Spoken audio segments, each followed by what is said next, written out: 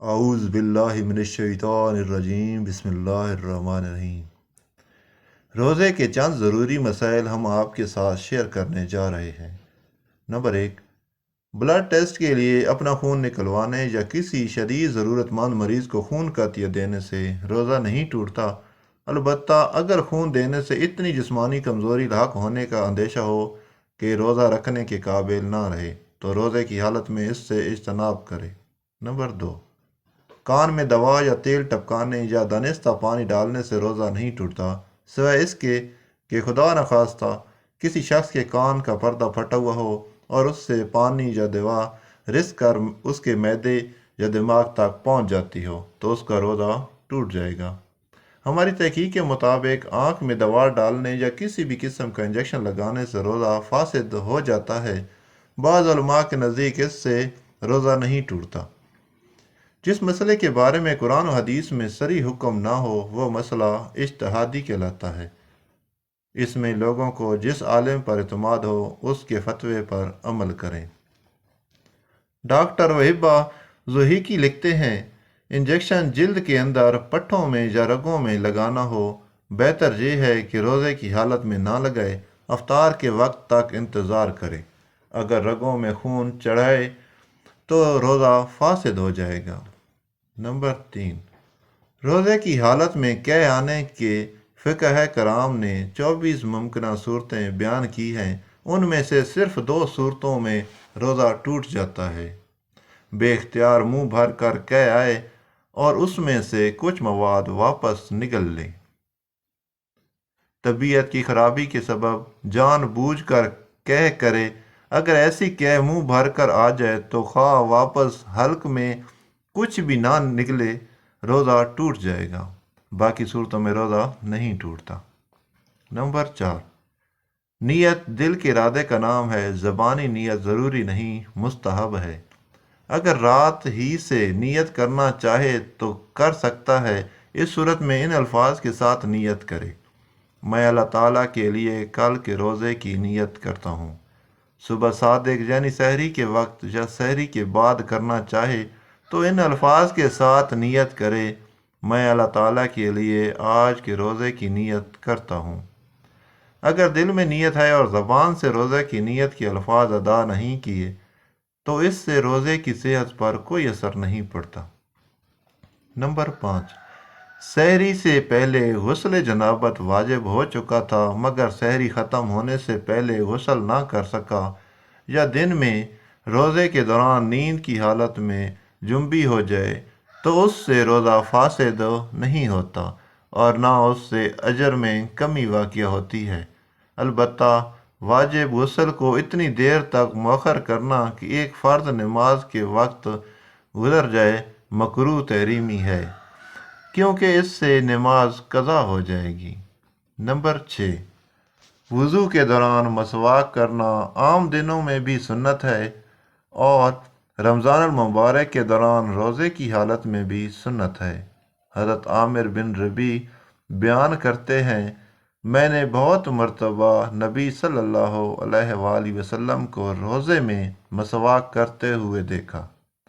روزے کی حالت میں فقہ انحاف نے مسواک کی اجازت دی ہے، خواہ وہ خشک ہو یا تر، یا اس میں کوئی ذائقہ محسوس ہوتا ہو۔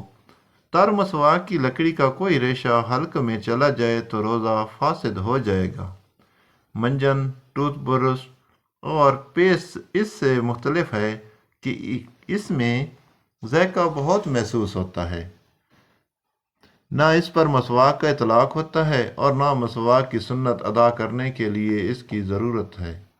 حتی الامکان روزے کی حالت میں اس کے استعمال سے اجتناب کریں، کیونکہ اگر اس کے ذرات حلق میں واضح طور پر محسوس ہوں اور اس کا قوی اندیشہ بھی ہوتا ہے تو ایسی صورت میں روزہ فاسد ہو جائے گا۔ الغرض منجن یا ٹوتھ پاؤڈر یا پیسٹ سے ممانعت کا مشورہ احتیاط کی بنا پر کہ بعض اوقات غیر ارادی طور پر اس کے ذرات حلق میں چلے جانے کا امکان رہتا ہے۔ نمبر 7، روزے کی حالت میں خوشبو استعمال کرتے ہیں، ناخن کاٹ سکتے ہیں، بالوں کو تیل لگا سکتے ہیں، اس کی کوئی ممانعت نہیں ہے۔ دمے کا مریض جو اعلیٰ تنفس انہیلر کے استعمال کے بغیر دن نہیں گزار سکتا، وہ معذور ہے اور اس کو اس بیماری کی بنا پر روزہ چھوڑنے کی اجازت ہے۔ اگر یہ مرض دائمی ہے تو وہ فدیہ ادا کرے۔ اگر روزہ رکھ لیا ہے اور مرض کی شدت کی بنا پر انہیلر استعمال کیا ہے تو روزہ ٹوٹ جائے گا۔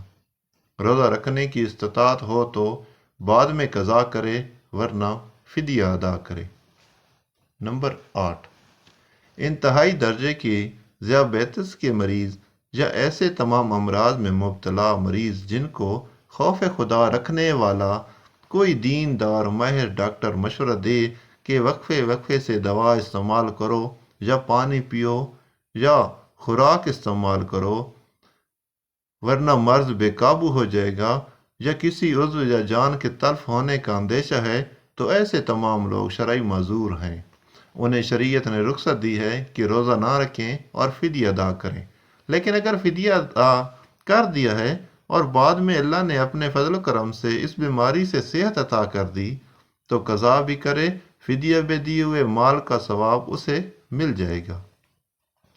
قرآن مجید میں اللہ تعالیٰ نے ایک روزے کا فدیہ ایک مسکین کا 2 وقت کا کھانا مقرر کیا ہے۔ ہر روزے دار اپنے معیار اور مالی استطاعت کے مطابق فدیہ ادا کرے۔